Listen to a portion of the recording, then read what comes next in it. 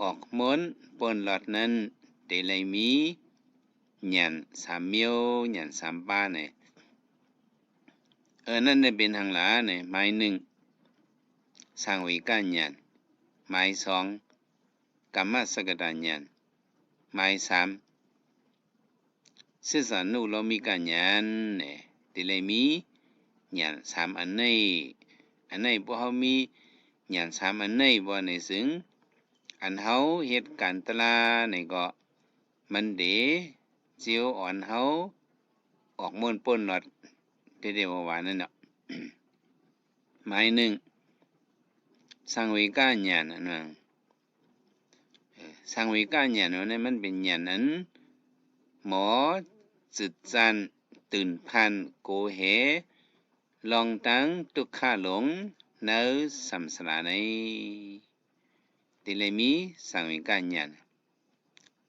ตื่นพันจึดจันซึ่งหือหลาในสัมสราทุกขาหลงในมันยืนยาวข่าวหึงน่ะเนาะกำนำก็เพราะว่า เฮาดังสิ่งสัตตะโลอัปปยกิหะสัตตะโลอัปปยกิหะสัตตะสติตานว่านั้นที่อยู่เฮาสัมเป็นงะไลตริสันปิตะอสุรเกตังนำในเลยอยู่เนเพราะว่าทุกขะหลงในกำบันนำเฮาเพียงมาเมืองกนสัตว์ในก็เลยว่าเฮากามเหยื่อมุนสูงและเฮาเลยมาเป็นกนวดวันหลังเฮาอันเฮาเลยเศร้าทางเฮ็ดมานั่นเฮาเลยใส่เต้นมาเลยว่ามันปีกว่าดังเหยื่อดังนำกว่าก็ใส่ดิ่งอะไรมาก็ใส่เป็นสัตว์อิตริสันเอาหมาเอาเฮียงเฮา ใส่ขึ้นนี่เฮาอันเฮาวดสัมสราเฮาเฮ็ดมาใส่วดเฮาปีมาแล้วเฮามาเป็นก้น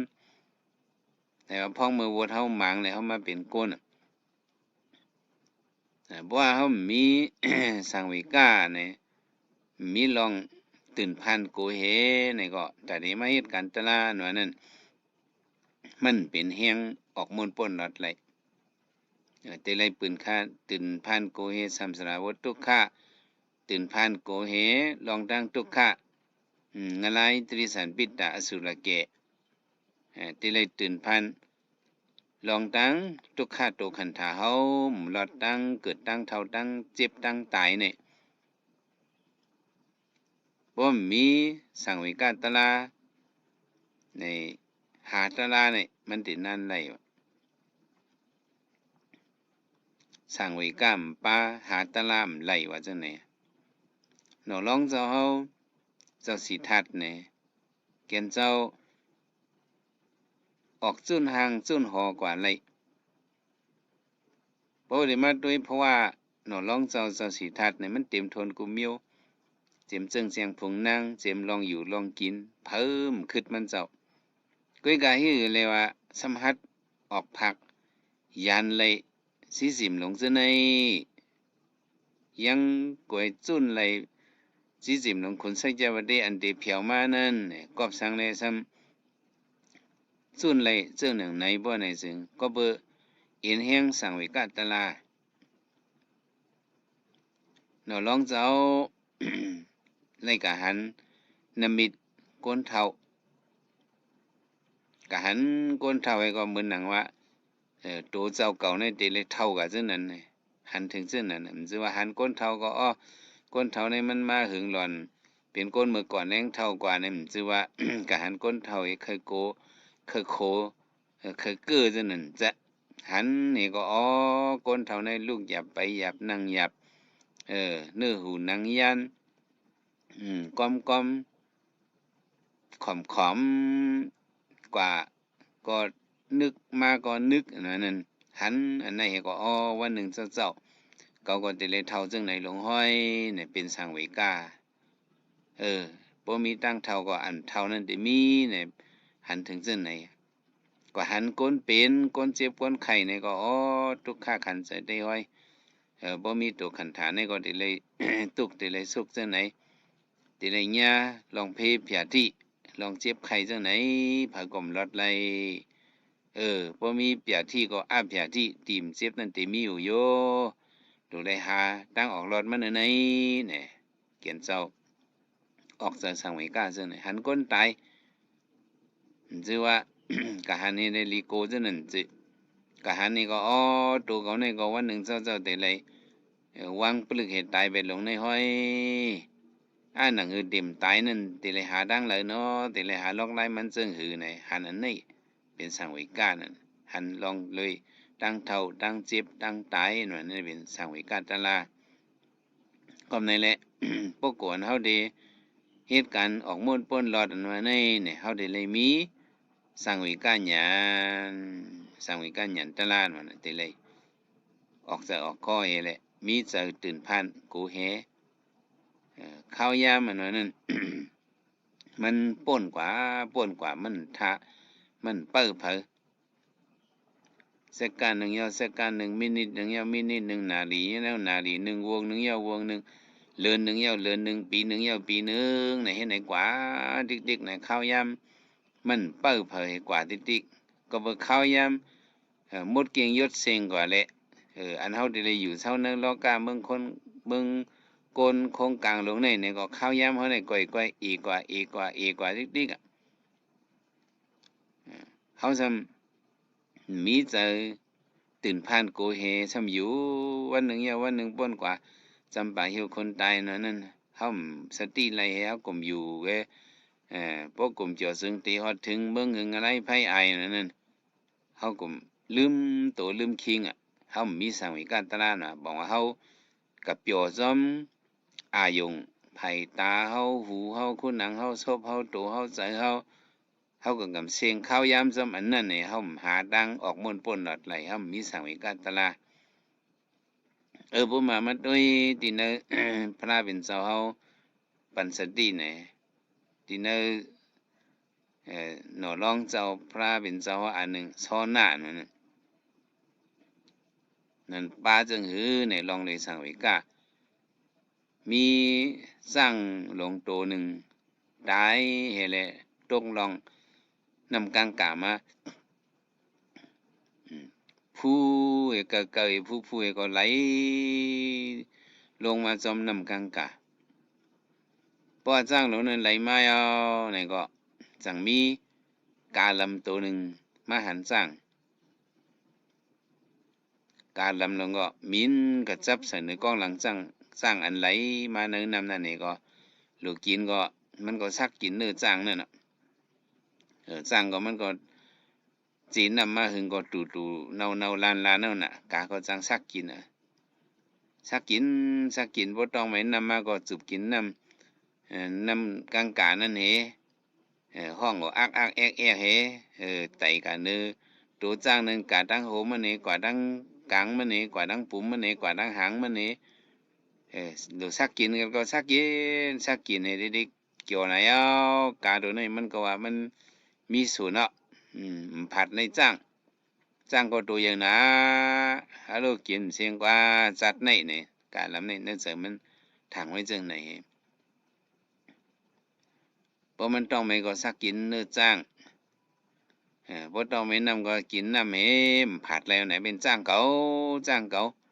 ของเก่าไหนก็ผัดเลยเห็นนั่นเนาะจ้างในก็ซ้ำอยู่หลาย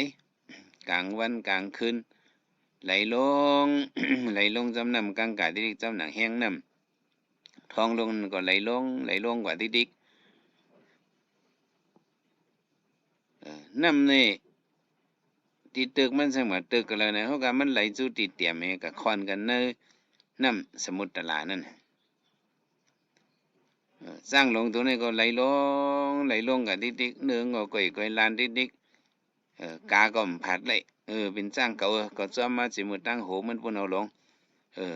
ในจ้างเก่าเนื้อตาเก่ากินมันก็สักกินจ้าอยู่เหนือกองหลังจ้างให้ไหลลงกว่าจ้างในเพียวกว่าที่หิมซบน้ำกลางกานั่นน่ะกระป๋องใส่น้ำปังไหลน้ำปังไหลสมุทรลงจ้างก็ไหลลงเข้ากันนั่นน่ะการลำดูนี่